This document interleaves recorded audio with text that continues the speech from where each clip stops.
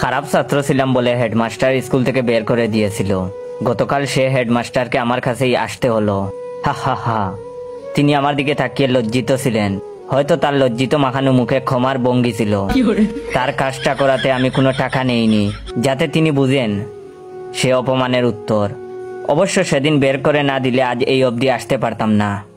আজ এমন এক পর্যায়ে আসি আমি, সবাইকে আমার কাছে কোনো না কোনো ভাবে আসতে হয়। সবাই তাদের স্বীয় কাজের মাধ্যমে আমাকে টাকাও দিয়ে যায়।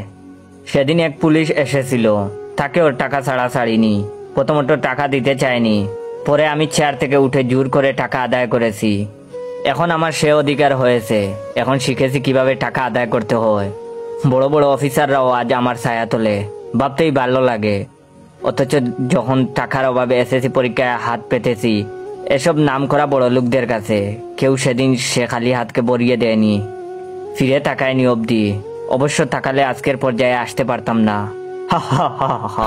প্রতিটা প্রতিষ্ঠিত শিক্ষিত মানুষের উচিত একজন করে শিক্ষিত মানুষ তৈরি করা, লালন করা। অথচ কেউ করে না। যদি করতো সেদিন টাকার অভাবে আমাকে কাঁদতে হতো না, রাস্তায় দাঁড়াতে হতো না। অবশ্য করলে আজকের পর্যায়ে আসতেও পারতাম না। তাই ধন্যবাদ তাদের। ভাবতেই ভালো লাগে, যে মেয়েটি আমাকে প্রত্যাখ্যান করেছিল টাকা ছিল না বলে, সে মেয়ের হাজবেন্ডও গতকাল এসেছিল। হা হা হা। অন্যরকম ভালো লেগেছিল আমার কাছে।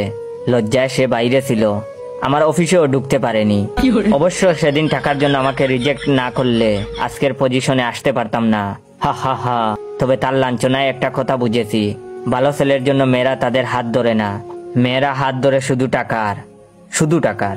যেদিন থেকে বেকার হয়ে ঘুরেছি রাস্তায় রাস্তায় একটা কাজের আশায়, সেদিন সবার ধিক্কার পেয়েছি। অবশ্য ধিক্কার না পেলে আজ এই অবধি আসতেও পারতাম না। হা হা হা। আজ আমার অফিসে এসে সবাই সিরিয়াল দেয়, ওয়েট করে, একবার দরজা খোলার অপেক্ষায়। তাদের গাম দেখতে ভীষণ ভালো লাগে আমার।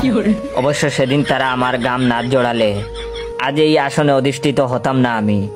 সমাজের এই সকল ঘৃণতম শ্রেণী থেকে টাকা আদায় করতে পারতাম না আমি। হা হা হা হা। জানেন, ছোটবেলায় বাবাকে হারিয়েছিলাম।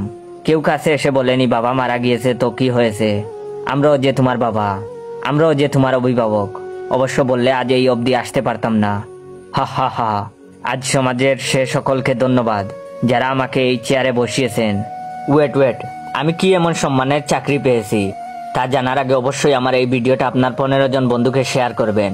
এবং যারা যারা চান আমি রেগুলার ফানি ফানি গল্প দেই তারা অবশ্যই আমার অরিজিনাল টিকটক অ্যাকাউন্ট বাইসা বনফায়ারকে ফলো দিয়ে রাখবেন। আর সমাজের সে সকলকে ধন্যবাদ যারা আমাকে এই চেয়ারে বসিয়েছেন। আশা করি আমার মতো আরো অনেকেই হবে পাবলিক টয়লেটের ক্যাশিয়ার। হা হা হা।